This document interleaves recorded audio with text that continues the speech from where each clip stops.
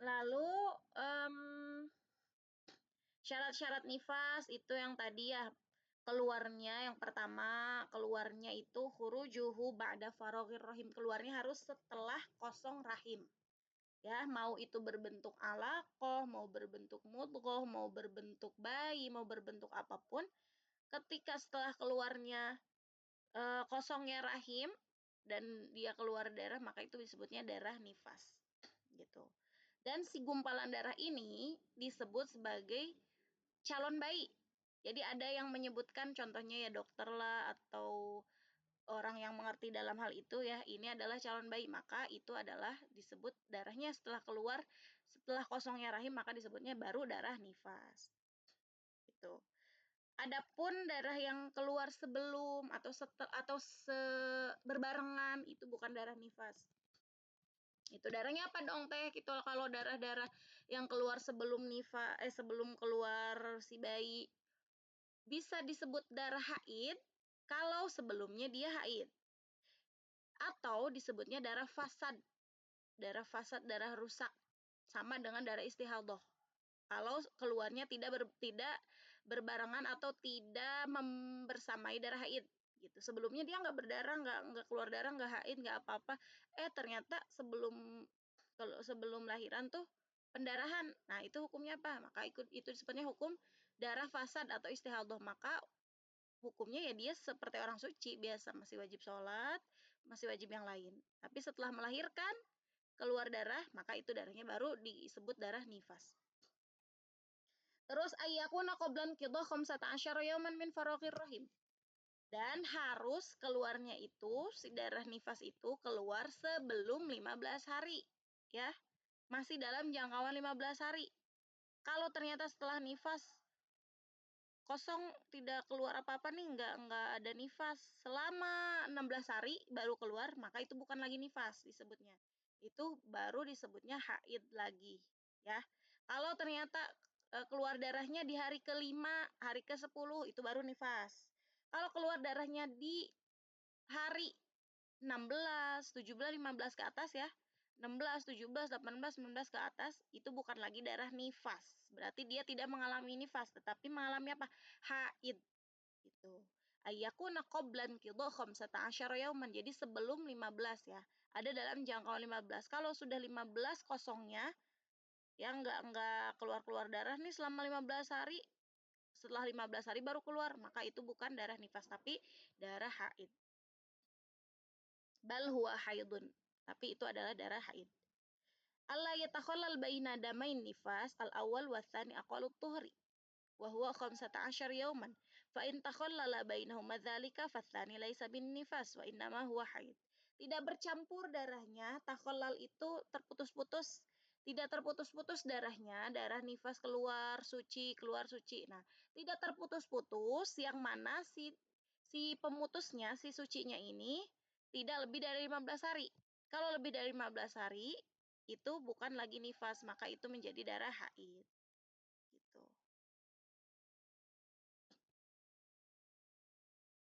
Terus syaratnya yang keempat, ayyakuna dzalika fisitin. Harus dalam jangkauan 60 hari. Ya. Kalau di luar 60 hari, maka udah bukan lagi nifas. Bisa disebut istihadhah kalau tidak ada jeda, bisa disebut haid kalau ada jeda.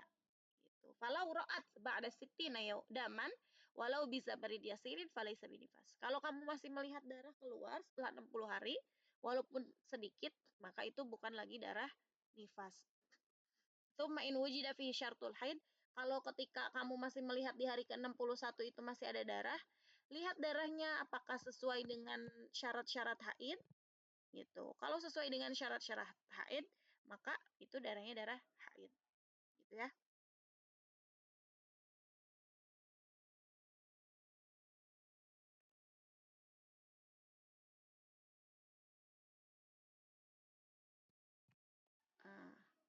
Lalu muddatun nifas, durasinya nifas yang pertama paling sedikit minimal itu lahdzah. Lahdzah itu ya tak gitu sedikit. Siapa yang mengalami lahdzah, siapa yang mengalami darah nifasnya cuma tak atau ada riwayat tidak sama sekali. Itu Sayyidah Fatimah. Jadi Sayyidah Fatimah itu ketika beliau melahirkan ada riwayat yang menyebutkan cuman mudahnya itu sedikit lah loh, tak gitu, langsung bisa suci lagi, langsung bisa sholat langsung. Ya, hari itu juga, detik itu juga langsung bisa suci.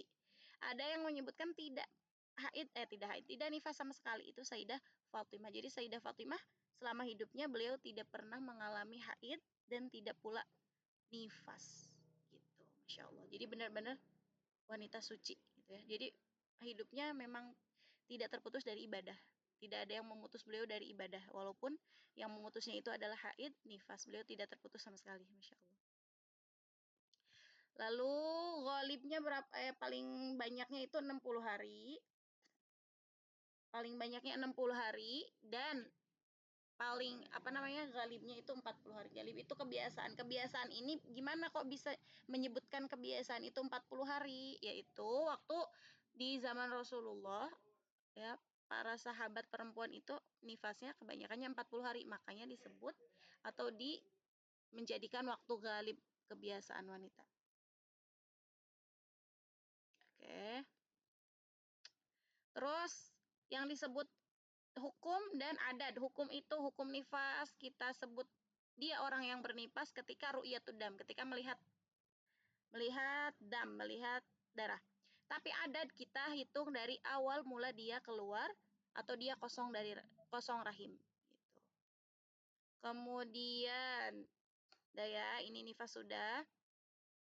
Terus ziyadah atau lebih hari durasi yang lebih 60 hari itu gimana? Dibagi dua. Kalau ada jeda menjadi haid, kalau tidak ada jeda sama sekali menjadi istihadah.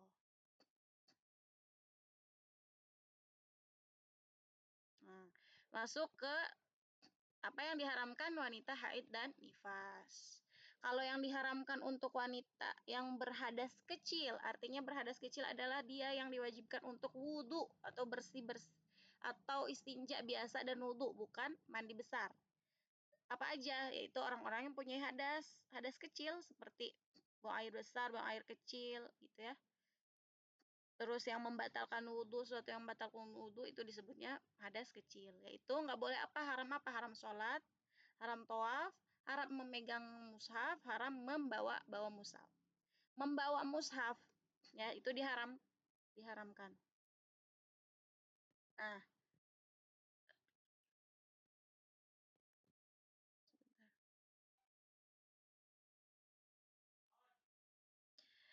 ma yahrumu bil haidhi wan nifasi. Oke. Ma yahrumu bil haid wan nifas. Apa yang diharamkan kepada orang-orang yang haid dan nifas? Yahrumu 'alal haid wan nufasa ma yahrumu 'alal muhdits hadatsan asghar. Yang diharamkan kepada wanita nifas, wanita haid adalah sebagaimana yang diharamkan kepada orang-orang yang punya hadas kecil, yaitu sholat, tawaf, membawa mushaf dan memegang mushaf. Nah, membawa mushaf ini ada ikhtilaf. Yang pertama, kalau niat kita membawa Al-Quran ya, niatnya membawa Al-Quran, itu haram, nggak boleh. Tapi kalau kita niatnya membawa barang niatnya, ya bukan membawa Al-Quran, maka itu diperbolehkan. Ada lagi, kalau kita ada nih di tas itu Al-Quran dan buku-buku gitu. Nah, kita niatnya membawa barang dan membawa buku, jadi digabungkan, membawa Al-Quran dan membawa buku, itu boleh. Tuh. Jadi ada tiga hukumnya. Kalau niatnya itu kita niat membawa Al-Quran, maka haram, nggak boleh. Atau memegang Al-Quran, mau mindahin atau apa, niatnya tuh mau mindahin Al-Quran, pokoknya niatnya memang memegang Al-Quran. Itu nggak boleh. Tapi kalau kita niatnya itu membawa barang, itu boleh. Dan kalau niatnya dua-duanya membawa barang dan membawa Al-Quran, nah ini iskal ya, ini masih dalam permasalahan apakah boleh atau enggak. Yang jelas kalau membawa barang itu boleh, kalau membawa Al-Quran, niatnya membawa Al-Quran itu tidak boleh. Terus kadzalika, nah kan tadi yang hadas kecil itu 4 ya, diharamkan sholat, tawaf, memegang mushaf, membawa mushaf. Terus kalau untuk nifas dan haid kan itu hadas besar. Hadas besar artinya yang butuh untuk mandi besar. Ma yahrumu 'alal junub ada 4 yang tadi ditambah lagi yang junub itu, yang nifas, yang haid, yang hadas besar. Muksu fil masjid, haram berdiam diri di masjid, membaca Quran dengan niat membaca. Saum, talak, dan lewat masjid apabila takut terkotori masjidnya. Kalau tidak takut terkotori, kalau hanya lewat itu boleh. Terus kemudian berhubungan suami istri itu haram. Terus kemudian yang terakhir niat mandi dengan niat toharoh. Padahal dia belum toharoh.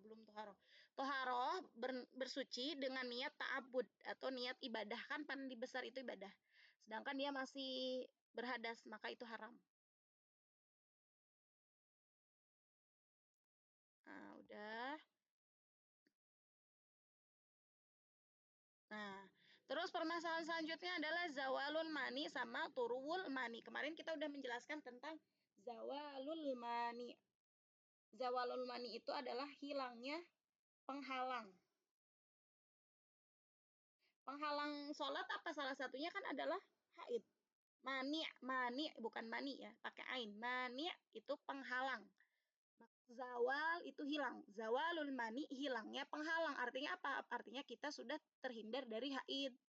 Ini kan lagi menjelaskan haid, maka penghalang di sini itu adalah penghalang haid. Gitu. Jadi penghalangnya adalah haid. Menghalangi sholat salah satunya adalah haid.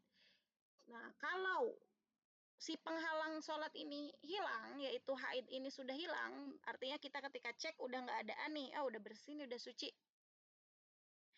Idza taharutil haid aw nufasa qabla khurujil waqti. Kalau kan di sini disebutkan kalau kamu suci ya, si haid atau si orang nifas itu suci sebelum keluar waktu sholat. Walau biqadri zaman yasa'u takbiratul ihram fa aktsar. Walaupun dengan durasi takbiratul ihram. Ya paling takbiratul ihram 7 detik gitu ya. Nah, wajib al-qadha li sholati dzalikal waqti. Maka wajib qadha untuk sholat tersebut. Contoh zuhur, udah mau suci, pas lihat suci nih, beberapa menit kemudian azan, maka kita wajib qadha sholat zuhur. Ya. Walaupun cuman 10 detik, karena 10 detik bisa nggak takbiratul ihram? Bisa ya. Zaman ya saat takbiratul ihram tuh waktu yang kita itu bisa mengucapkan takbiratul ihram. Tuh. Kalau kita ada waktu yang mana waktu itu cukup untuk kita mengucapkan takbiratul ihram, maka kita wajib qadha. Baqa'us salama minal mawani biqadri ma yas'u tahara kadzalika baqiyatu syurutis shalah. Dengan syarat yang pertama baqa'us salamah minal mawani biqadri ma yas'u tahara. Tidak keluar lagi, tidak kita temui lagi si mawani tadi, penghalang-penghalang tadi sampai waktu kita itu durasi mandi lah, durasi toharoh berapa menit kira-kira? 5 menit lah ya, 5 menit bisa nggak toharoh? 10 menit gitulah.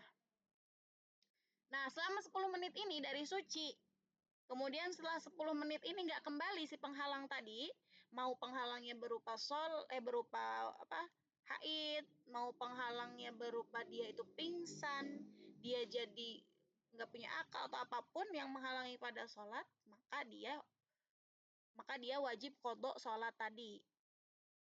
Wa kadzalika baqiyatu syurutis shalah. Jadi harus qadha sholat yang tadi ya. Contoh nih kita haid ya, terus suci. Setelah suci pas lihat suci 10 menit lagi mau zuhur, 10 menit lagi mau asar. Berarti kita masih dalam keadaan zuhur nih. 10 menit lagi mau asar. Nah, berarti kita wajib qadha tuh karena udah cukup waktu untuk takbiratul ihram. Nah, setelah dari suci, pas 10 menit itu tidak ada lagi tanda-tanda penghalang sholat itu datang. Dia ya biasa udah suci selamanya gitu. Maksudnya suci seterusnya, enggak yang kembali lagi haidnya, enggak yang dia pingsan atau dia apapun itu yang menghalangi sholat. Maka dia wajib qadha sholat tersebut. Gitu. gitu. Kalau ternyata setelah dia kelihatan suci, habis itu 2 menit kemudian dia pingsan, nah maka itu tidak wajib mengqadha sholatnya.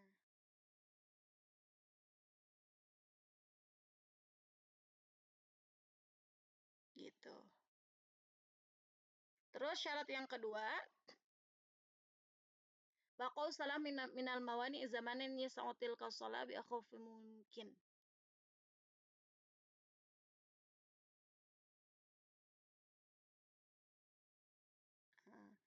Bisyarutaini at-taliyaini baqa'u salamah minal mawani biqadri ma yas'u at-taharah kadzalika baqiyatu syurutis shalah. Baqa'u salamah minal mawani zamanan yas'u tilka shalah bi akhaffi mungkin.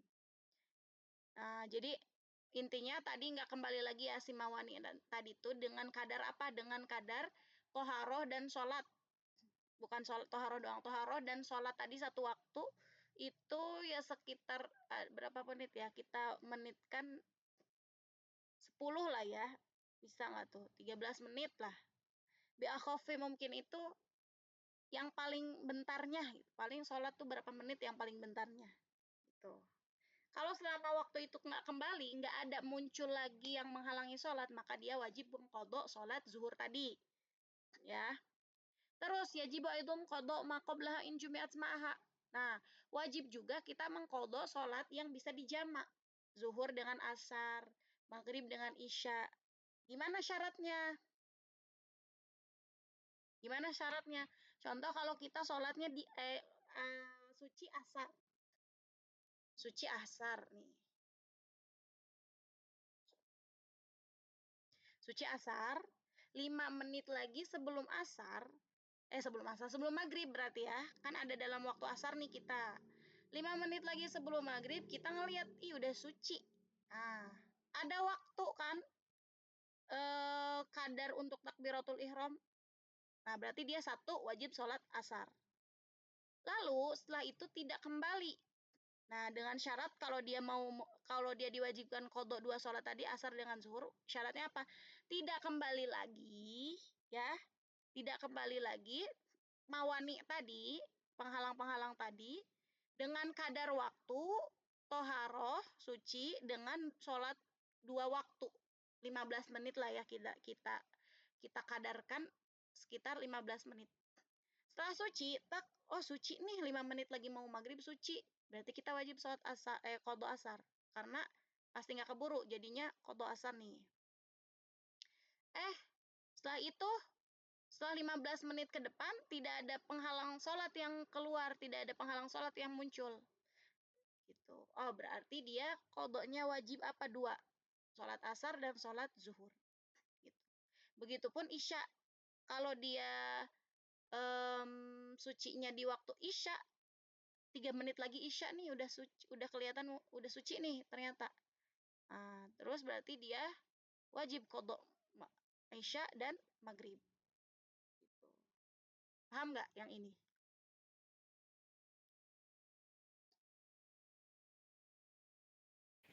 Teteh, aku mau nanya sebentar.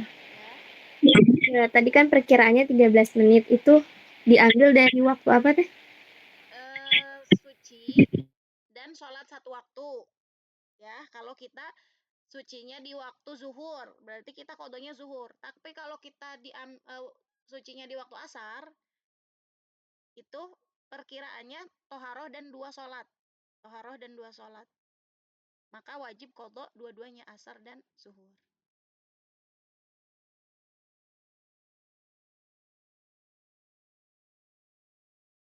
Jadi pokoknya kalau lebih ininya ya lebih hati-hatinya. Biasanya kalau udah suci, insya Allah gitu kebanyakan yang nggak akan ada penghalang-penghalang ya, nggak kembali lagi, terus kita juga nggak pingsan, nggak apa. Dan makanya kalau kita suci di waktu mepet mau ke maghrib, nah berarti asar zuhur harus diqadha. Gitu. Karena tadi asarnya udah masuk waktu asar, pas kita lihat kita suci, berarti sholat asar zuhur diqadha. Begitupun isya, kalau isyanya udah mepet mau ke subuh, kita kan suci berada dalam waktu isya. Nah, berarti diqadhanya isya dan maghrib. Gitu. Kalau berada di waktu zuhur ya udah zuhur doang. Kita meskipun beres sucinya, beres mandinya itu udah waktu subuh ya. Iya, jadinya kodonya isya dan maghrib gitu. Karena ketika dia lihat dia suci, tak dia berada di waktu isya gitu. Nah, tentu Makasih kan Teh. ya. Gimana? Iya makasih Teh. Kencang. Nah, ini kan tadi kan zawalul mani, hilangnya penghalang. Kalau ini sekarang bab baru adalah turuwul mani. Aduh, datangnya penghalang. Nah, datang penghalang itu karena kita sedang menjelaskan tentang haid, maka penghalang di sini artinya haid atau nifas. Penghalang sholat apalagi emang zawalul akli, hilangnya akal itu penghalang sholat. Gitu. Al-mas'alah ats-tsaniyah turuwul mani' idza hadatil mar'ah aw nafisat awal al-waqti aw athnahu wastaghraqa al-hayd wan nifas baqiyat al-waqti wajib ba'da zawal al-mani' al-qada' li salati dhalika al-waqti بشرط أن يكون قد أدركت قبل طروب ذلك المانع ما يسع تلك الصلاة مع الطهارة لها إن لم يمكن تقديمها. Intinya gini.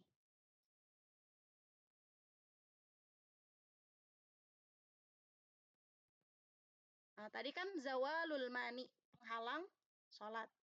Ya. Kalau ini turuwul mani. Turuwul mani itu adalah datangnya penghalang. Berarti datangnya datangnya si haid, datangnya penghalang sholat gitu. Kalau idza hadatil mar'ah aw nafisat awal al-waqti aw athnahu wastaghraqa al-haid wan nifas baqiyat al-waqti wajib ba'da zawalil mani' قضاء لصلاة ذلك الوقت بشرط أن تكون قد أدركت قبل طروب ذلك المانع ما يسع تلك الصلاة مع الطهارة لها إن لم يمكن تقديمها. Jadi kalau kita itu haid ya, pas ngecek haid gitu. Lihat waktunya gitu. Waktu kalian haid ya, pas kalian haid sebelum kalian melihat itu haid, itu waktunya ada nggak kira-kira waktu yang bisa kalian itu suci, artinya berarti wudhu dan sholat. Sekitar berapa menit wudhu dan sholat? Kita hitung 7 menit. Ada nggak 7 menit itu? Kalau 7 menit itu ada, maka kita wajib qadha sholat tersebut. Gitu. Contoh, sholat kita lagi zuhur nih. Habis zuhur udah azan 7 menit. Nah, setelah azan 7 menit, kita ada waktu nih, azan ya, azan set, terus 7 menit kemudian kita haid, keluar darah. Nah, si 7 menit itu waktu yang bisa nggak kita gunakan untuk wudhu dan sholat? Bisa ya? Bisa Teh. Bisa. Nah, maka ternyata kita nggak sholat. Karena baru lihat tuh, karena kita nggak sholat. Maka wajib kodo sholat tadi. Sholat zuhur tadi wajib di kodo. Apalagi itu kan cuma 7 menit, apalagi kayak baru udah setengah satu kita cek ternyata haid. Nah, berarti kita wajib kodo sholat tersebut gitu ya. Kadarnya apa? Kadarnya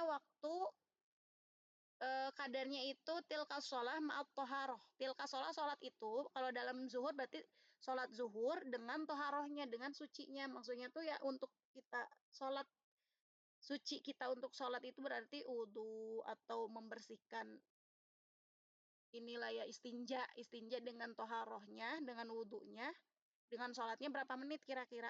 Kalau ada waktu yang bisa digunakan sebelum kita itu haid, itu tuh waktu bisa digunakan untuk sholat, untuk istinja, untuk wudhu, maka kita wajib qadha sholat tersebut. Gitu. Sekitar kita waktu kan berapa menit ya? 7 menit lah ya bisa. 7 menit, 10 menit, apalagi 10 menit kan lama juga. Nah, kalau kita ternyata haid setelah azan selama 7 menit atau 10 menit, pas kita cek ternyata udah azan, ternyata udah haid, ada keluar darah, maka sholatnya wajib di qadha. Contoh, Misal lau tara al haid, kalau ada haid nih, keluar darah haid.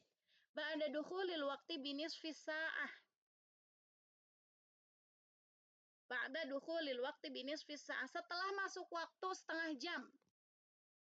Walam tusallil mar'ah tilka shalah, dan si cewek itu belum sholat.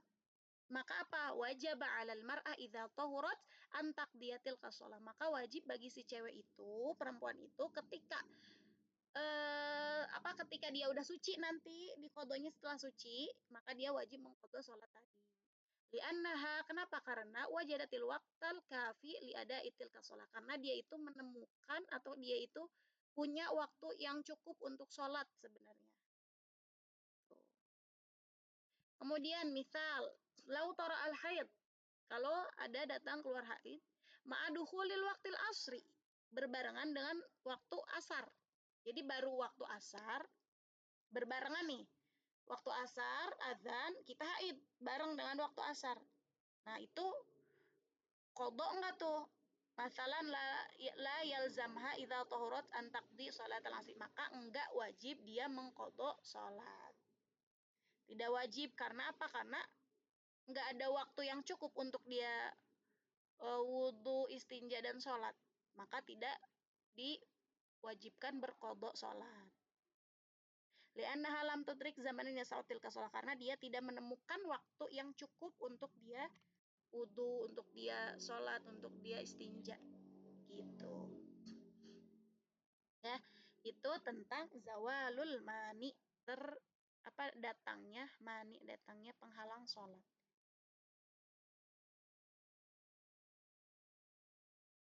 Paham ya? Kalau turul mani itu lebih mudah.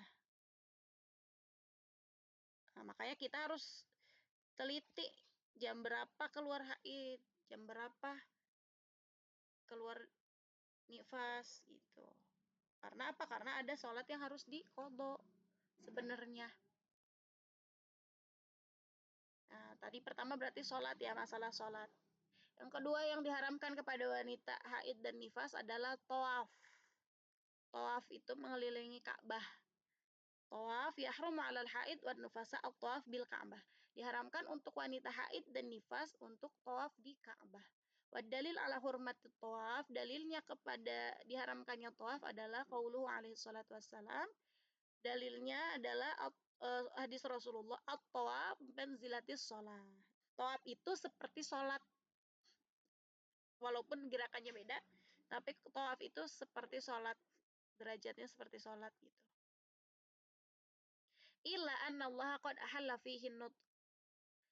Bedanya Allah itu menghalalkan berbicara gitu. Kalau sholat kan nggak boleh ngomong, nggak boleh bicara. Nah, kalau tawaf itu seperti sholat. Apa-apa yang membatalkan sholat, apa-apa yang membatalkan wudhu itu batal juga tawafnya. Seperti sholat lah. Tapi bedanya cuman tawaf itu boleh ngomong, boleh berbicara. Jadi selama tawaf itu kita boleh mau ngobrol, mau apa boleh, diperbolehkan. Tapi tawaf itu harusnya selama dia tawaf, yang dibanyakin itu adalah doa dan zikir.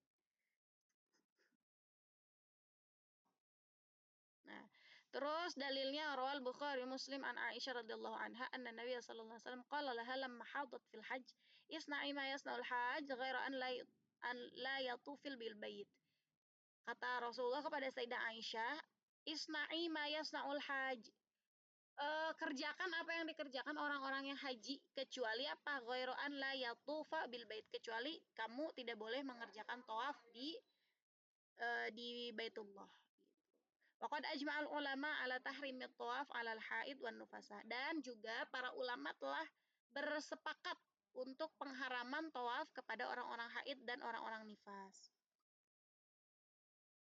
Wa ajma'u annahu la yasihu minha tawafu fardin wala tatawu. Dan diharamkan juga tawaf itu berupa tawaf fardu. Tawaf fardu itu apa? Tawaf yang dilakukan untuk umroh dan haji. Jadi tawaf itu ada tawaf fardu, ada tawaf sunnah. Tawaf fardu itu ketika kamu melakukan umroh, maka tawafnya itu harus dilakukan. Kalau enggak tawaf, batal umrohnya, hajinya batal. nggak sah. Tapi kalau tatawu itu sunnah, tawaf sunnah itu ya udah kalian kalau misalkan ya mau ke Baitul Haram, mau ke masjid gitu. Ke masjid nggak umroh. Umrohnya mungkin kemarinnya udah. Sekarang cuman mau ke masjid doang. Ya udah masuk masjid, Masjidil Haram, kemudian tawaf 7 keliling, itu namanya tawaf sunnah. Udah duduk lagi gitu. Itu tawaf sunnah. Tawaf sunnah juga haram untuk orang-orang yang haid dan nifas. Terus tawaf sunnah itu apalagi tawaf mau meninggalkan Mekah. Kalian contohnya suatu hari ke Mekah nih, habis itu udah mau pulang lagi ke Indonesia, maka tawaf dulu 7 keliling. Itu sunnah, tawaf sunnah. Gitu. Jadi tawaf itu ada tawaf wajib, ada tawaf sunnah. Nah, maka ajma'u annal haid wan nufasa la tamna min syai'in min manasikil hajj ma ada tawaf wa raq'ataihi. Dan ulama sepakat kalau tawaf itu diharamkan untuk orang-orang yang nifas dan haid. Mau itu tawaf sunnah, mau itu tawaf wajib.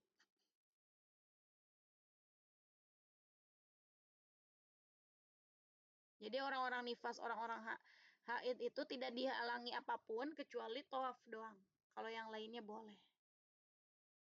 Wa yahrumu 'alal haid wan nufasa masul mushaf wa hamluhu liqaulihi ta'ala la yamassuhu illal mutahharun. Dan diharamkan juga kepada orang-orang yang haid dan nifas apa? Masul mushaf. Masul mushaf itu memegang lah gitu ya, memegang mas itu gini, mas itu memegang. Masul. Meraba, memegang gitu, mas. Wa hamluhu itu membawa. Jadi memegang dan membawanya itu haram bagi orang-orang haid dan nifas. La yamassuhu illal mutahharun. Dalilnya la yamassuhu illal mutahharun. Tidak boleh memegang Al-Qur'an kecuali orang-orang yang suci. Waliqaulihi ta'ala la yamassul Qur'an illa tahir. Dan ada hadisnya juga, hadis Rasulullah, la yamassul Qur'an, tidak dibolehkan orang la yamassul Qur'an, tidak dibolehkan memegang Al-Qur'an gitu. Siapa illa tahir kecuali orang-orang yang suci. Apa itu mushaf? Mushaf itu yang gimana teh? Apa terjemahnya itu disebut mushaf? Apa enggak? Yang diharamkan itu yang mana? Wal muradu bil mushaf.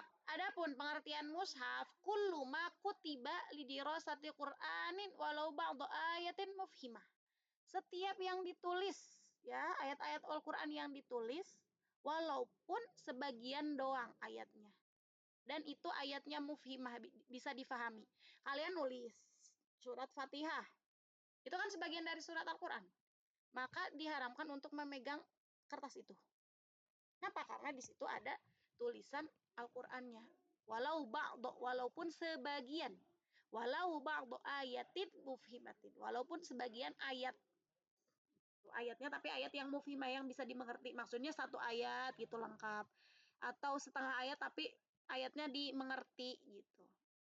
Bukan yang dipotong dan itu tidak mengandung makna. Kalau yang dipotong dan tidak mengandung makna, maka itu boleh. Tapi kalau ayatnya bisa difahami, maka haram memegangnya. Maka emang kalau mazhab Syafi'i itu memang agak berat ya. Soalnya mereka itu apa ya disebutnya? Lebih hati-hati. Hati-hati banget, ini banget. Yang paling hati-hati itu ininya pendapatnya Imam Syafi'i, mazhab Imam Syafi'i. Wa yahrumu masul mushaf walau bi khirqah. Dan diharamkan memegang mushaf. Dan diharamkan memegang mushaf kalau langsung sebentar. Ya.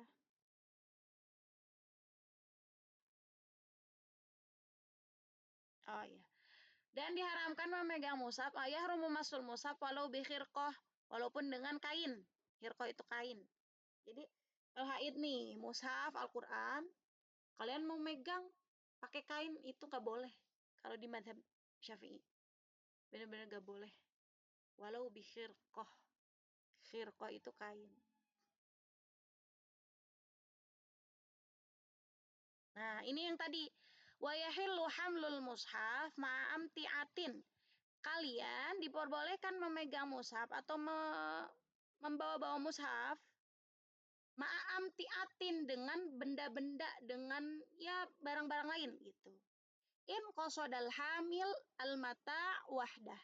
Kalau kamu berniat membawa barang itu, membawa Al-Quran dan barang itu, diniatkan untuk membawa barang. Jadi kalian membawa mushaf, membawa barang yang lain, tapi niatnya membawa barang. Bukan niat membawa mushaf. Itu ya, itu diperbolehkan. Tapi wa amma in qasodal mushaf wahdah fayahrum, maka diharamkan. Gitu.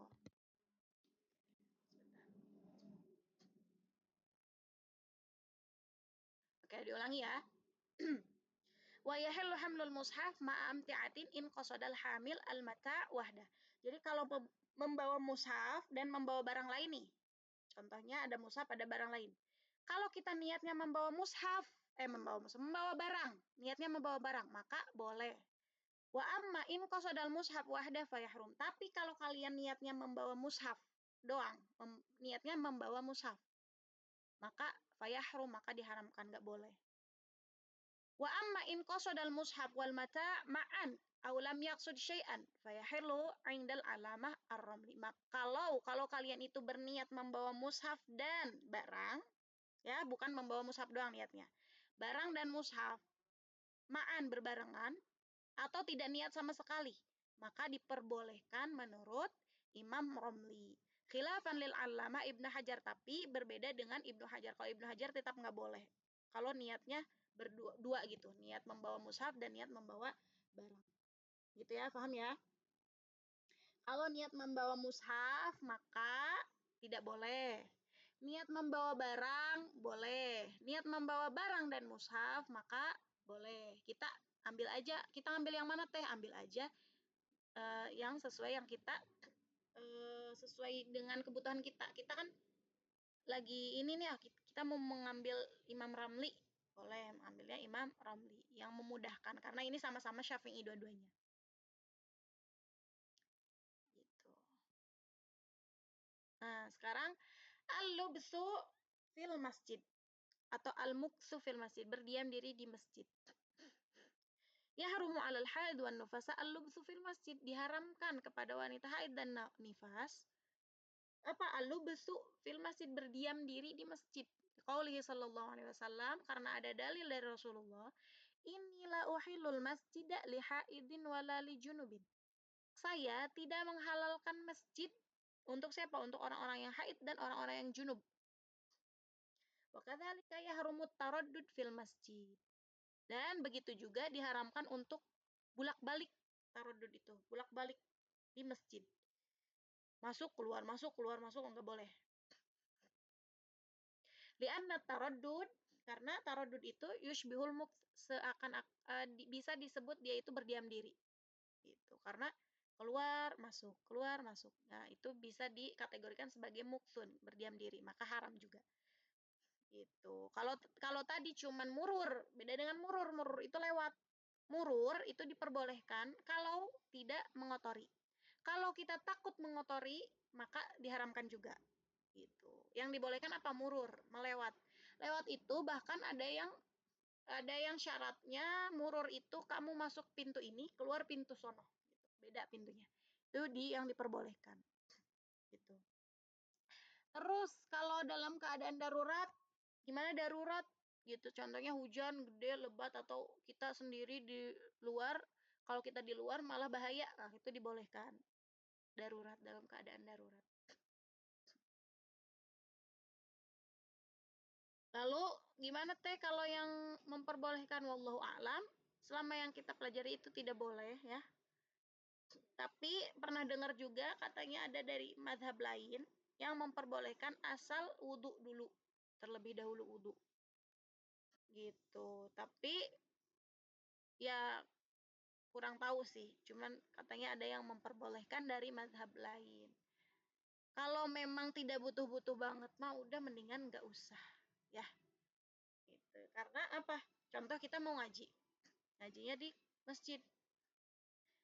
Gimana dong? Kalau nggak ke masjid berarti kita nggak ngaji dong. Kita nggak dapat pahala dong.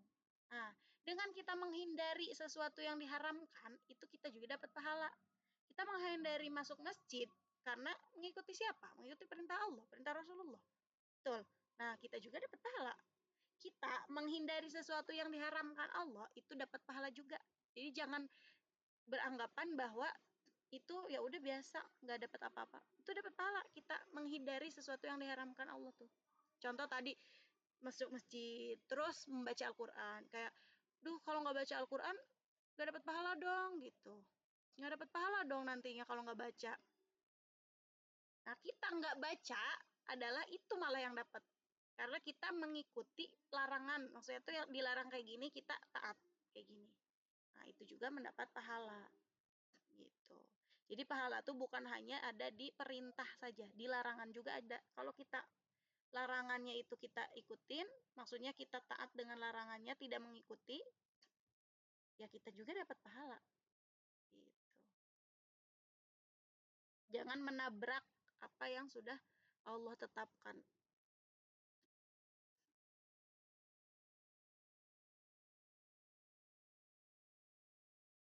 Karena tadi ini ya.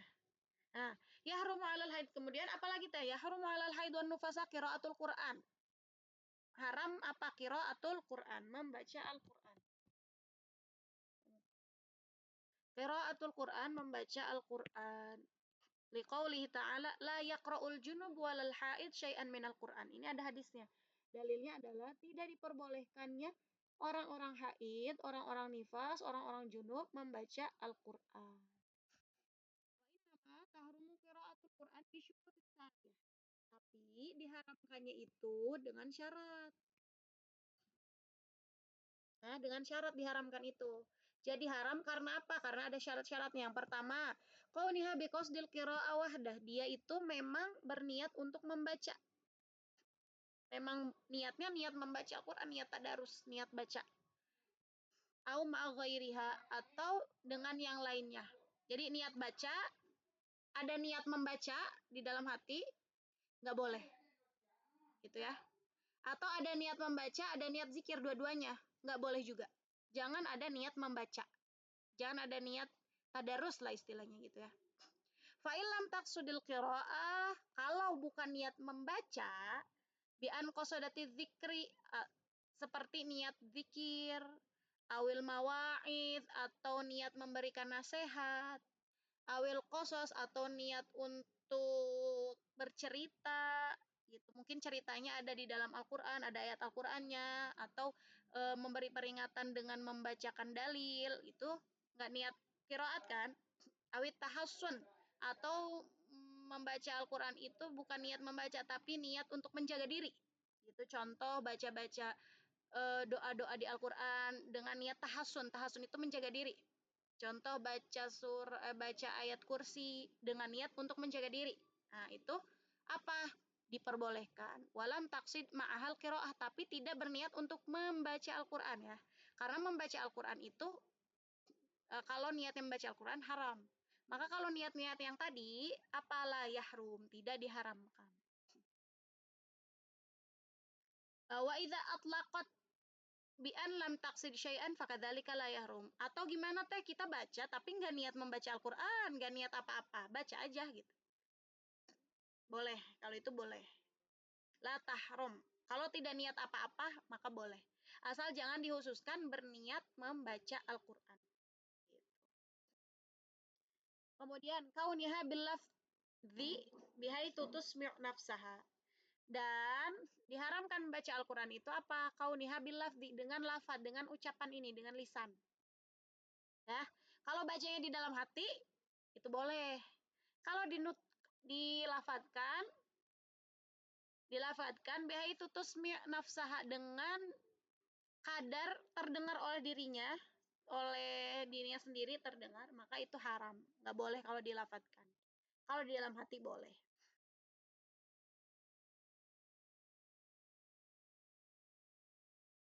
Nah, fala yahrum ijra'ul qira'ah 'alal qalbi, maka tidak haram membaca Al-Quran di dalam hati. Min ghairi tahrikil lisan, tanpa menggerakkan lisan. Ya intinya nggak dilafadkan. Gitu. Dan begitu juga nazar, melihat kepada mushaf itu nggak apa-apa, boleh. Tanpa kita membacanya, ngelihat mushaf nih. Kita ngelihat doang, itu boleh dan dapat pahala kalau lihat aja nih ya. Quran itu dilihat doang, itu kita dapat pahala. Ngelihat doang, ngelihat tulisannya doang, dapat pahala. Dan rahmat. Jadi si Quran nih ketika dibaca muncul tuh si rahmat tuh ngalir. Ngelihatnya doang. Apalagi baca, apalagi ngafal gitu. Nah, kalau ngelihat doang itu untuk orang-orang haid nifas boleh asal jangan dibacakan.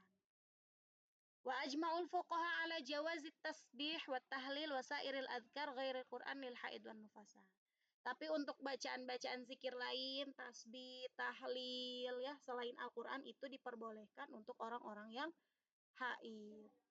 Nah, maka permasalahan yang kemarin gimana kalau belajar? Kemarin kita disebutkan untuk mengikuti Imam Malik, taklid. Mengikuti Imam Malik, jadi kita niat untuk mengikuti pendapat Imam Malik. Kita kan Syafi'i. Syafi'i nggak boleh, haram. Tapi kalau untuk belajar, ya, untuk belajar, untuk murojaah, kalau kita tidak belajar, kita tidak murojaah, itu malah jadi madorot ke kita. Maka itu boleh. Kita niatnya niat taklid ke Imam Malik, ya. Kalau kita cuman enggak tadarus, itu enggak madorot karena masih ada ibadah lain. Malah kita enggak membaca Al-Qur'an dengan niat kita mengikuti perintah Allah, itu malah lebih gede pahalanya. Gitu. Jadi itu bukan madorot kalau hanya tadarus, tapi kalau untuk menjaga hafalan gitu. Kalau enggak dibaca nih, hafalan kita hilang, itu madorot kan. Kalau nggak belajar, kita bodoh, itu madorot. Maka itu boleh dengan niat kita taklid mengikuti Imam Malik. Gitu. Mengikuti yang memperbolehkan. Itu ya. Selanjutnya ajma'atil ummah ala tahrimis shaum. Selanjutnya diharamkan apa? Puasa. Tahrimis shaum diharamkan puasa alal haid kepada orang-orang haid wan nufasa dan orang-orang yang nifas. Ala annahu la yasihhu shaumuha. Kenapa? Karena ya percuma dia saum juga nggak akan ini saumnya nggak akan sah. Makanya diharamkan. Bahkan kalau mereka puasa, ya berdosa karena haram. Puasanya jadi haram. Wad dalilu ala tahrimis shaum, ada dalil diharamkannya puasa apa? Hadis Aisyah radhiyallahu anha alladzi rawahu Muslim, di dalam hadis Sayyidah Aisyah diriwayatkan oleh Imam Muslim, kunna nu'maru biqada'is shaum, kita diperintahkan untuk mengqada puasa, wala nu'mar biqada'is shalat, tapi tidak diperintahkan untuk mengqada salat. Gitu. Jadi yang udah lalu haid 7 hari, maka kita kalau di bulan puasa harus mengqada puasa 7 hari, tapi tidak perlu mengqada sholat 7 hari tadi. Enggak.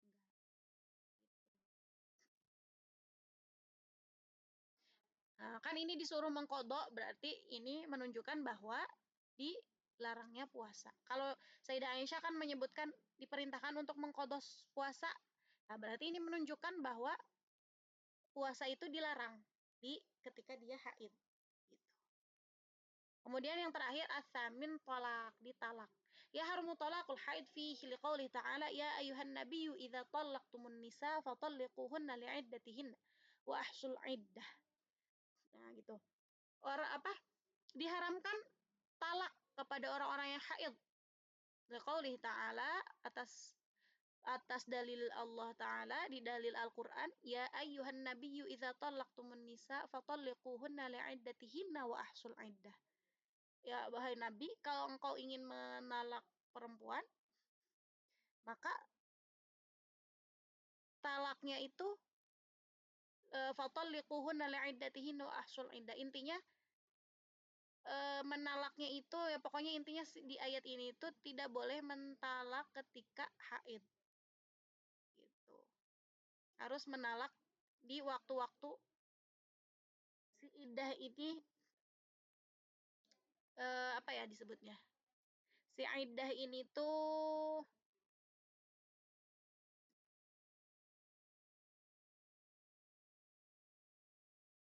disebutnya tuh apa ya bahasa Indonesianya?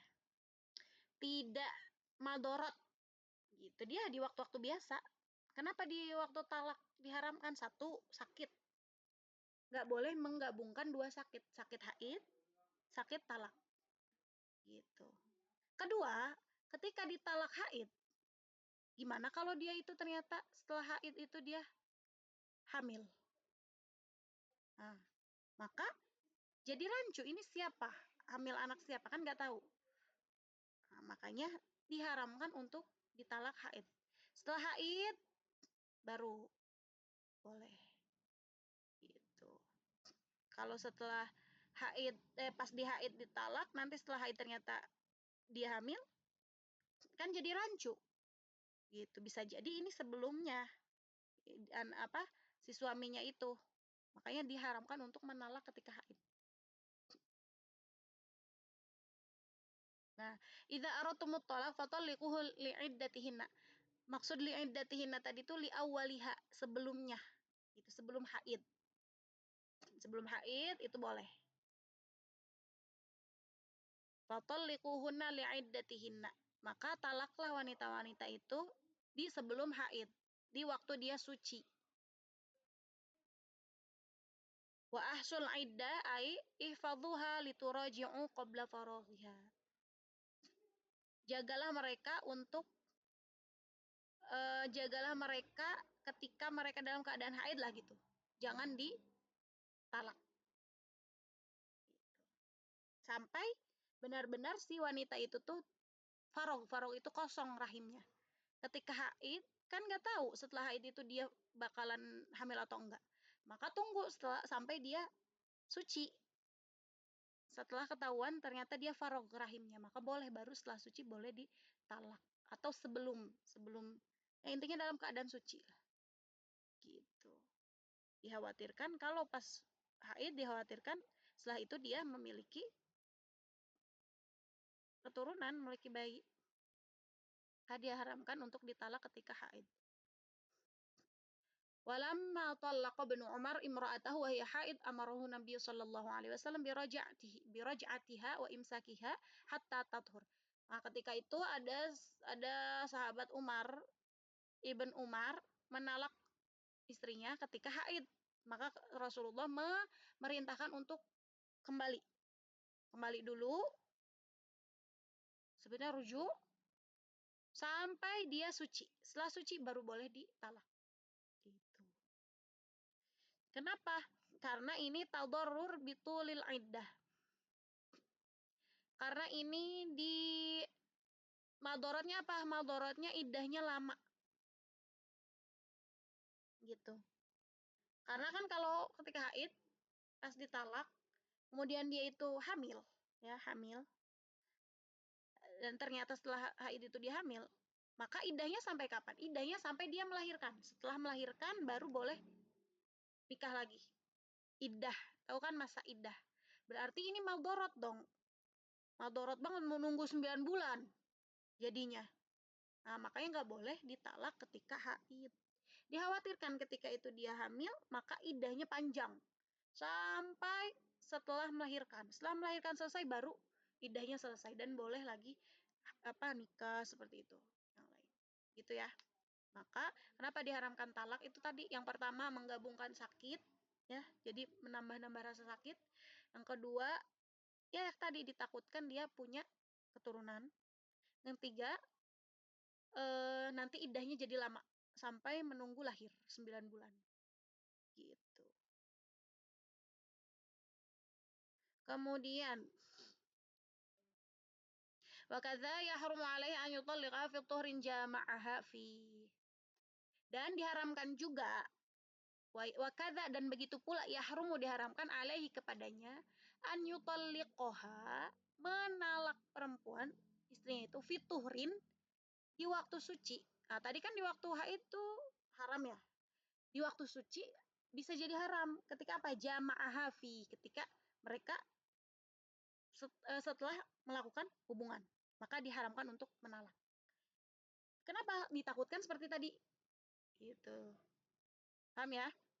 Jadi tuhrin juga diharamkan ketika dia jamaah, melakukan hubungan.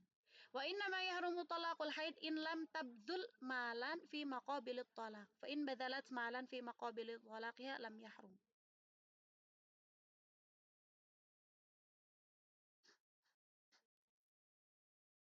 Dan diharamkan menolak perempuan itu ketika dia itu tidak memberikan mal, harta.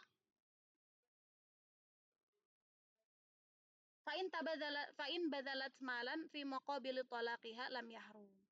Kalau dia memberikan gitu ya hartanya ketika mau menolak maka tidak diharamkan. Dikhawatirkan apa? Nafkahnya kan. Gitu. Sebentar ya.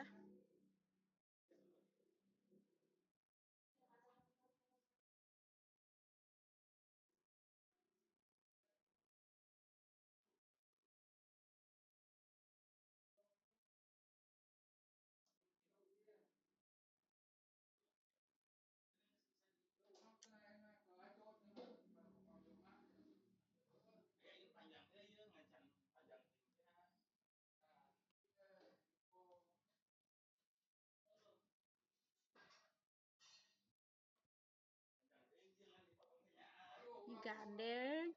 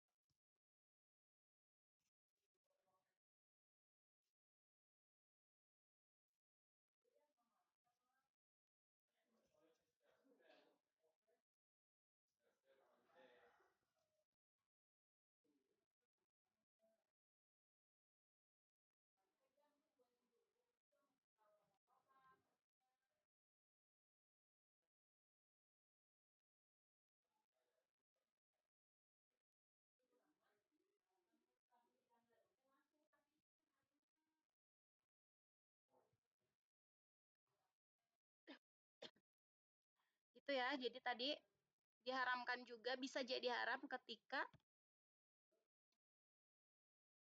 sebentar. Gimana sih?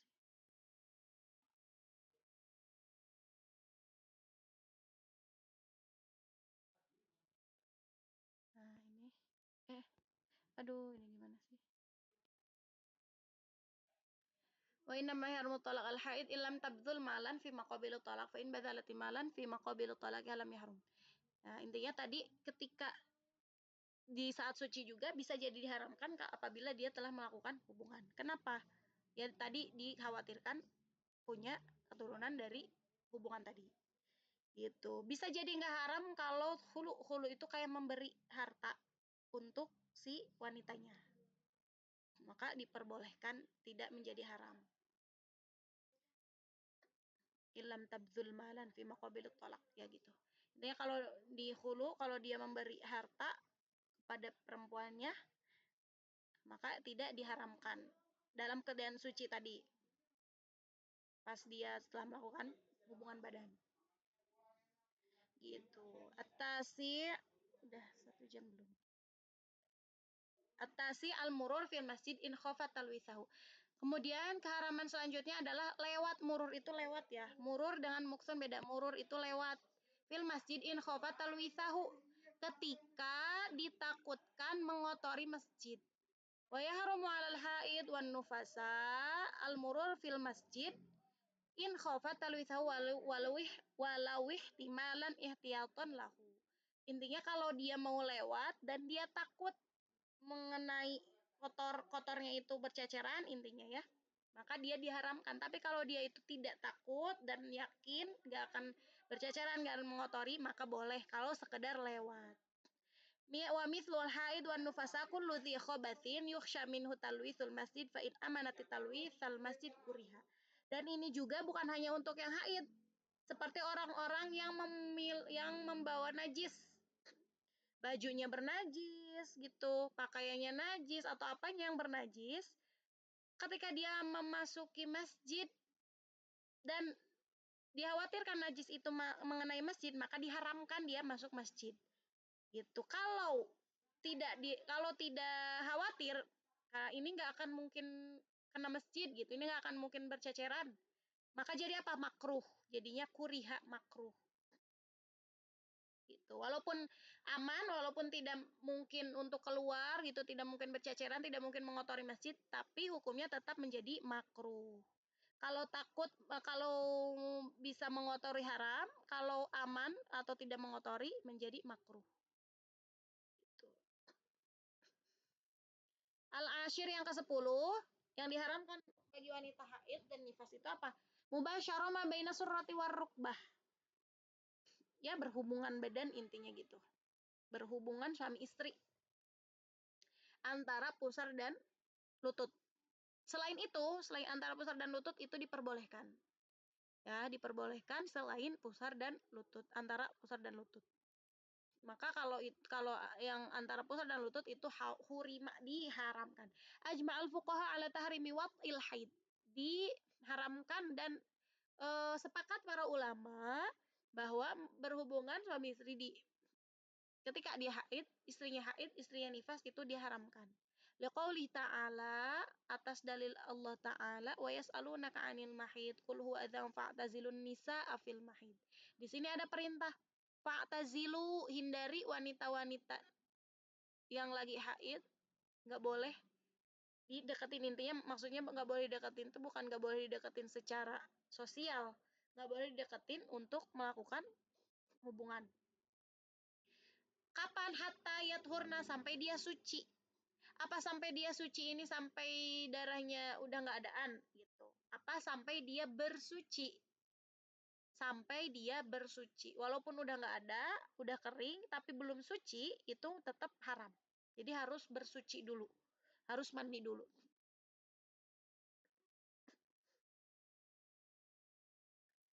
Nah, terus kata di sini di kitab disebutkan man fa'ala dzalika faqad ata kabira. Siapa yang melakukan seperti itu, yang melakukan hubungan ketika haid atau nifas, maka apa? Ata kabira, dia telah melakukan dosa besar. Jadi dosanya dosa besar, bukan dosa kecil.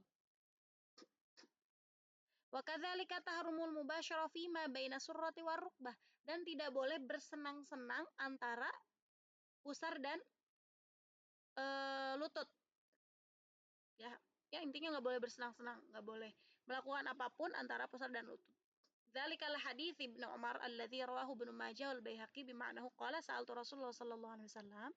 Ada seorang sahabat bertanya kepada Rasulullah, "Ma tahillu lirrajul min imra'atihi wa hiya haid?" Apa yang dihalalkan untuk laki-laki kepada perempuannya, kepada istrinya di saat istrinya itu haid? Faqala, maka Rasulullah menjawab, "Ma fauqal izar." Apa yang ada di atas izar? Maksudnya di atas di atas lutut. Dari lutut ke atas, ya, itu dari surah, dari apa sih namanya ini tuh, surah tuh, Pusar itu. dari pusar ke atas itu diperbolehkan, dari lutut ke bawah itu diperbolehkan gitu. Izar itu baju buat haji atasnya. Nah, itu mafaukol izar, di atas izar itu kan dari sini ya. Nah, itu boleh. Dan ada lagi hadis Sayyidah Aisyah, kanat ihdana idza kanat haidon fa arada Rasulullah sallallahu alaihi an yubashiraha amaraha an tatazzira fi fauri haidatiha thumma yubashiruha qalat wa ayyukum yamliku irbah kama kana Nabi sallallahu alaihi wasallam yamliku irbah. Ya intinya Sayyidah Aisyah ini juga waktu haid. Ya, kenapa Rasulullah itu kayak maksudnya gini kan, di sini ada hadis-hadis yang intinya kayak menjelaskan tentang seperti ini ya. Kalau kita lihat zahirnya seperti jorok gitu, seperti ini. Tapi tidak, ini adalah hukum. Jadi apapun yang dilakukan Rasulullah itu adalah hukum. Kalau nggak disebutkan kayak gini, nggak jelas dong hukumnya. Maka dijelaskan di fikih. Memang fikih itu agak jorok karena memang berkaitan dengan hukum. Di hadisnya Sayyidah Aisyah, kanat ihdana idza kanat haidon fa arada Rasulullah sallallahu alaihi wasallam yubashiraha. Ketika kami gitu istri Rasulullah haid dan Rasulullah ingin mengaulinya, amaroha an tanazzira fi fauril haidiha. Diperintahkan untuk menutup daerah antara rukbah surah dan rukbah, ditutup gitu. Kenapa? Karena kan itu haram, nggak boleh. Tsumma yubashiruha, baru digauli yang diantara surah yang selain surah dan rukbah gitu. Jadi ditutup biar tidak karena biar enggak kena gitu. Waqtalafa fuqaha'un asy-Syafi'iyyah hal tahrumul mubasyarah am istimta'. Dan banyak pendapat berbeda-beda, ikhtilaf ulama Syafi'i juga, apakah diharamkan itu mubasyarah atau istimta aja. Mubasyarah itu jima atau istimta aja atau bersenang-senang aja gitu. Beda ya antara istimta dan mubasyarah. Jima gitu, berhubungan badan, atau istimta. Istimta itu hanya bersenang-senang saja. Itu diharamkannya yang mana nih? Faqala ba'dhum innama taharumul mubasyarah bina'an alaihi fayahrumul lamsu sawa'un kana bisyahwa au biduniha dunan nadhar walau bisyahwa. Diharamkan mubasyarah bersenang-senang. Nah, mubasyarah bersenang-senang itu berarti apa? Diharamkan untuk memegang, melihat, menyentuh apapun dengan syahwat. Nah, itu diharamkan. Ada yang bilang diharamkan itu. Jimanya diharamkan, mubasyarahnya diharamkan, bersenang-senangnya juga diharamkan.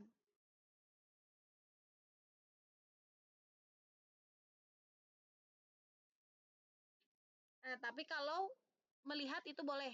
Dunan nazar, kecuali melihat. Walau bisyahwa, walaupun dengan syahwat, nazar itu boleh. Ya. Jadi yang pertama ada yang berkata haram mubasyarah, haram untuk melakukan mubasyarah, jimanya haram, bersenang-senangnya haram. Yaitu apa? Lams, memegang, mau berserta syahwat atau tidak itu haram. Kecuali nazar itu boleh. Ada yang berkata juga, faqala ba'dhum bihurmatil istimta' bima baina surrati war rukbah. Ada yang berkata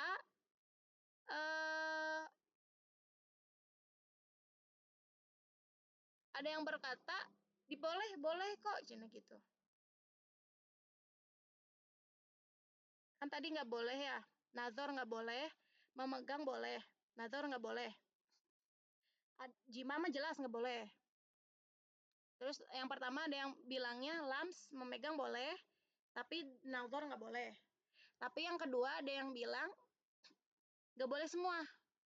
Ya harum nazar nggak boleh, lams nggak boleh, memegang nggak boleh. Bisyarti ayyakuna bisyahwa, dengan syahwat. Nah, dengan syahwat nazar pun nggak boleh, memegang pun nggak boleh. Tapi yang pendapat pertama tadi, memegang dengan syahwat ataupun tidak, nggak boleh. Tapi kalau melihat tanpa syahwat itu boleh. Ngerti nggak? Paham nggak? Yang kedua, melihat nggak boleh, memegang nggak boleh kalau menggunakan syahwat.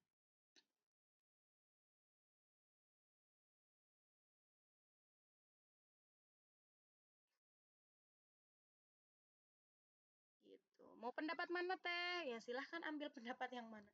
Nanti ketika kalian sudah menikah. Karena ini sama-sama Syafi'i. Ulama Syafi'i semuanya. Pendapat ulama Syafi'i. Terakhir, at-taharah biniyati ta'abud. Toharoh suci dengan niat ta'abud ibadah. Kenapa ibadah? Karena kan suci dari hadas itu merupakan ibadah. Kita mandi dari hadas, mandi dari nifas, mandi dari haid, itu ibadah mandinya. Maka ketika kalian masih dalam keadaan haid, dalam keadaan nifas, kemudian mandi dengan niat ibadah, ya. Tadi niat ibadah itu artinya apa? Artinya mandi besar. Maka apa haram? Idza hadatil mar'ah haruma 'alaiha at-tahara bi niyati ta'abbud ma'a ilmiha bi annaha la tasih. Kalau kamu udah tahu nih nggak boleh diharamkan, malah melakukan, maka haram. Fata'sam dan berdosa. Kenapa? Li'annaha mutala'ibah bil ibadah. Karena dia mempermainkan agama. Udah tahu nggak boleh, udah tahu haram, malah dilakukan. Itu mempermainkan agama. Tuh, jadi kalau mau mandi, ya mandi aja, jangan niat mandi besar, jangan niat ibadah. Mandi besar kan ibadah, nggak boleh. Hadzal ladzi dzakarnahu min annahu la tasihhu taharatul haid wa huwa fi taharah li raf'i hadatsin sawa'un kanat wudu'an aw ghuslan.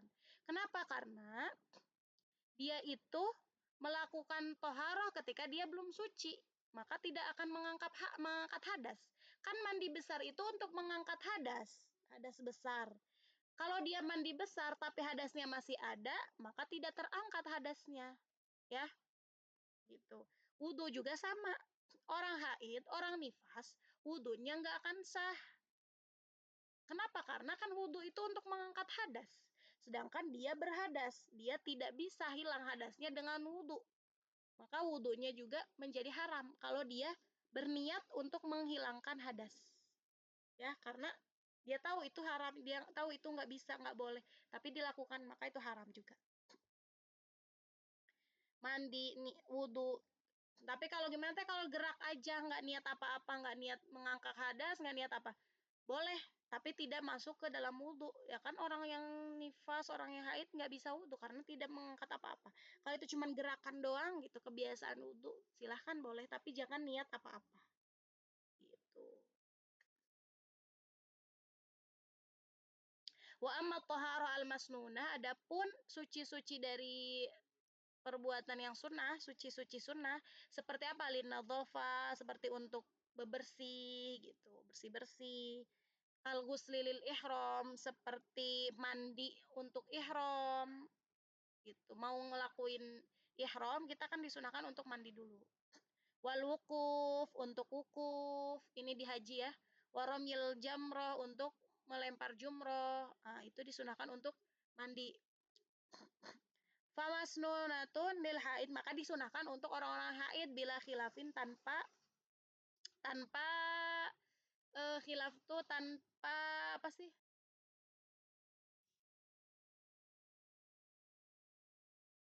Tanpa ada perselisihan gitu. Kalau yang sunnah, mandi sunnah boleh. Kayak mandi mau ke Mekah, mandi masuk kota Mekah, itu disunahkan untuk mandi. Maka orang yang haid boleh. Mandi apalagi? Mandi ya tadi, mandi ihram, mandi wukuf gitu. Kalau yang sunnah itu boleh.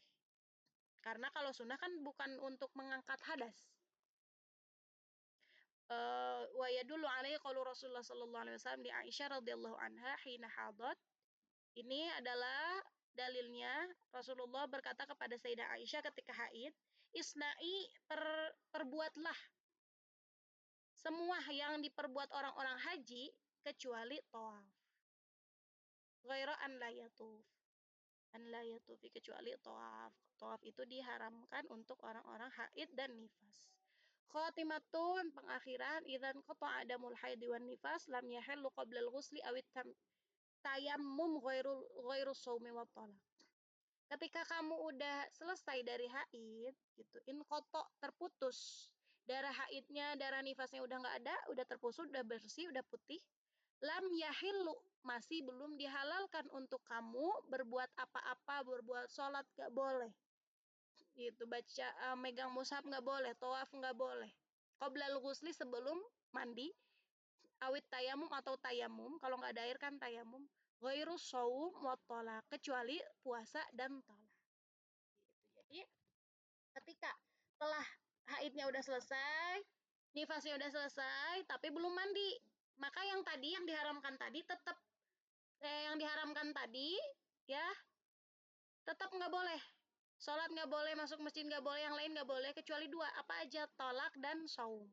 Tolak sama saum, kalau kamu udah bersih, udah suci, tapi belum mandi, itu diperbolehkan untuk saum, diperbolehkan untuk ditalak. Gitu ya. Jadi intinya, kalau gimana teh, kalau mau puasa besok teh, tapi belum suci, sucinya nanti jam 6. Tapi ternyata dari jam 4 tuh udah suci. Boleh nggak saum? Saumnya boleh, tapi kamu meninggalkan sholat subuh. Haram karena meninggalkan sholat subuh. Yang mana kamu udah wajib sholat, tapi malah dinanti-nanti. Tapi untuk saumnya itu boleh. Gitu ya. Gitu, wallahu a'lam bishawab untuk bab ini. Nanti insya Allah kita lanjutkan. Nah, satu bab lagi tapi lumayan agak panjang, itu bab istihadah. Ada pertanyaan? Aku mau bertanya. Tadi mengenai yang memegang mushaf dan membawanya, tadi kan ada penjelasan. Mushaf adalah ayat-ayat Al-Quran, meskipun dia hanya sebagian atau sepotong ayat itu yang dimengerti. Nah, itu aku masih belum paham maksudnya gimana ya mushafnya itu. Kan mushaf, arti mushaf asli itu adalah Al-Quran yang dari awal sampai akhir dibukukan, itu mushaf. Ya. Nah, terus kalau ada tulisan ini terdiri dari mushaf tadi, dari Al-Quran tadi. Tapi tulisan ini tuh ya ayat yang dimengerti gitu. Ngerti nggak? Kayak ya ayyuhalladzina amanu kutiba alaikumussaum, kutiba alaikumusiyam. Itu kan dimengerti ya? Ya hai orang-orang yang beriman, diwajibkan atas kamu berpuasa. Itu kan dimengerti ayatnya. Maka kita nggak boleh memegang tulisan itu. Kecuali kalau ya ayyuhalladzina amanu gitu doang. Dimengerti nggak? Wahai orang-orang yang beriman, itu aja. Nggak dimengerti, maka itu nggak apa-apa. Tapi kalau satu ayat yang dimengerti, itu kita haram megangnya juga. Gitu. Gitu. Terus kalau untuk masalah terjemah gimana? Nah, kalau ada terjemah, kita harus yakin dulu. Apakah tulisan terjemahnya lebih banyak dari Al-Qur'annya? Dari tulisan Al-Qur'annya apa enggak? Kalau lebih banyak, ulama menyebutkan boleh. Kalau ternyata tidak lebih banyak, itu nggak boleh. Haram. Gitu. Kita harus yakin, tapi oh ini kayaknya banyakan tulisan terjemahnya deh. Soalnya kan ada tulisan kayak ada biasanya di belakang Quran yang terjemah tuh kan ada hadis-hadis lah, ada materi-materi lain. Kayaknya terjemahnya lebih banyak deh. Tapi kita yakin, harus yakin ini lebih banyak terjemahnya daripada tulisan Quran, maka boleh. Kalau tidak lebih banyak, haram. Gitu. Baik teh, satu lagi teh. Aku kan pengajar ya, biasanya tuh suka membiasakan baca Al-Quran sebelum belajarnya. Nah, kalau misalnya saya lagi haid, kan masih anak-anak baca Quran, sayanya membimbing gitu. Kan sayanya otomatis membaca juga. Nah, itu boleh nggak kalau kayak gitu? Iya, niatnya tadi taklim, tadi belajar. Belajar itu bukan hanya kita sebagai murid, guru juga kan itu masuknya taklim. Taklim itu pembelajaran. Ya, niatnya tadi aja niatnya untuk taklim, pendidikan belajar. Gitu. Ada yang lain nanya lagi? Saya mau tanya, Iya. kan tadi itu Tete bilang teh apa sih? Boleh nggak? Boleh membacakan asal yang di dalam hati itu tuh apapun niatnya boleh asal di dalam hati gitu. Iya, kalau di dalam hati mau membaca niat baca Quran nih, tapi di dalam hati itu boleh. Kalau di dalam hati nggak ditahrik, nggak digerakkan mulutnya itu boleh. Gitu. Oh, oke. Berarti kalau di dalam hati mah boleh, cuman nggak boleh melapalkan walaupun nggak ada suaranya itu nggak boleh. Iya, betul. Kalau zikir pagi petang itu kemasuknya untuk perlindungan kan ya? Jadi nggak apa-apa ya teh? Nggak apa-apa. Boleh untuk perlindungan, boleh untuk zikir, boleh. Niatnya untuk zikir itu boleh. Oh, oke. Makasih teh. Ya, sama-sama. Tete bentar, aku masih Satu lagi esok dulu. Ya. Ya, sok. Gimana? Oke, aku Teh Nurul. Tadi kan Teh Nurul bilang kalau dalam hati nggak apa-apa ya. Asalkan dalam hati nggak diucapkan. Tapi tadi kan melihat juga boleh ya Teh kalau nggak salah. Boleh, melihat boleh. Ya, melihat boleh. Nah, berarti kalau misalnya sambil melihat Al-Quran nih, terus kita dalam hati membacanya, itu boleh nggak? Boleh. Oh, boleh juga. Boleh, asal jangan digerakin. Ya. Terus yang membukanya misalkan orang lain itu berarti boleh. Boleh, kalau orang lain bukanya boleh. Satu lagi Teh, satu lagi. Ya. Jadi mana ya? Oh iya, Berarti kan boleh membawa mushaf dengan barang-barang lain dengan niat membawa barang. Berarti walaupun kita niatnya emang memindahin buku nih, buku Quran dari awal emang memindahkan Al-Quran karena misalkan Al-Qurannya di tempat yang kayaknya kurang mengenakan gitu ya. Pindahin terus niatnya emang benar-benar membawa Al-Quran tapi diselipin sama barang-barang lain itu. Nah, dengan niatnya bawa barang itu boleh berarti. Kalau niatnya membawa barang, intinya niatnya bukan hanya membawa Al-Quran. Itu boleh. Baik Teh, terima kasih. Iya, sama-sama. Yang lain? Aku mau nanya lagi. Kan tadi tuh kalau mau murajaah tuh misalkan kita ganti dulu mazhab. Nah, itu seumur hidup atau pas haid aja gitu? Gimana sih caranya? Pas mau melakukan aja. Oh, oke. Niat, bukan nggak ada ritual harus ini, enggak, niat aja. Ya Allah, niat untuk taklid dulu sementara ke mazhab Maliki, yang mana mazhab Maliki ini diperbolehkan. Oh, jadi setelah haid balik lagi kan gitu, auto. Nah, kan kita aslinya Syafi'i. Iya. Oke, Teh, makasih. Iya, sama-sama. Ada lagi?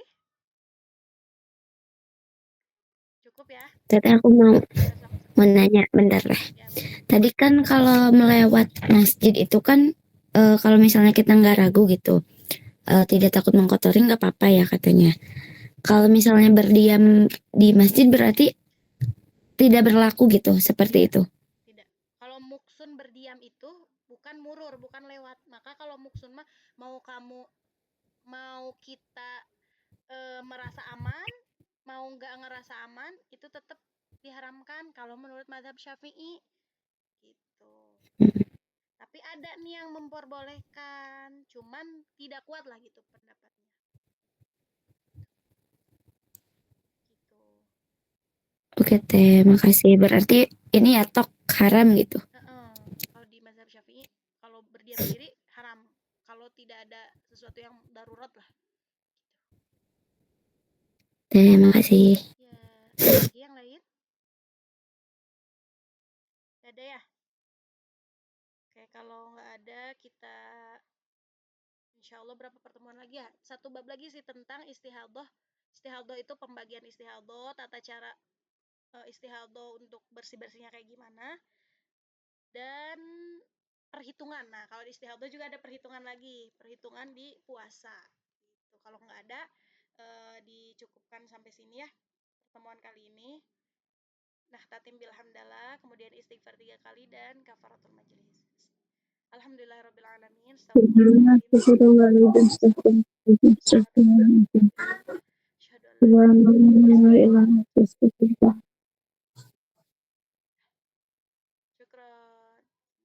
Syukron Teh. Syukron Teh, jazakillah khairan katsiran.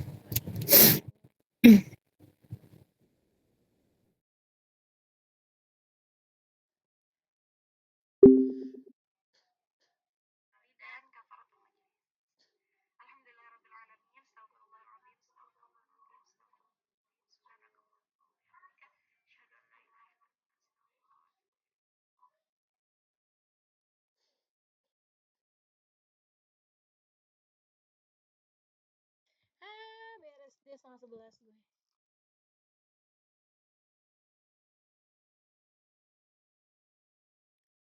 Astagfirullah, belum dimatiin.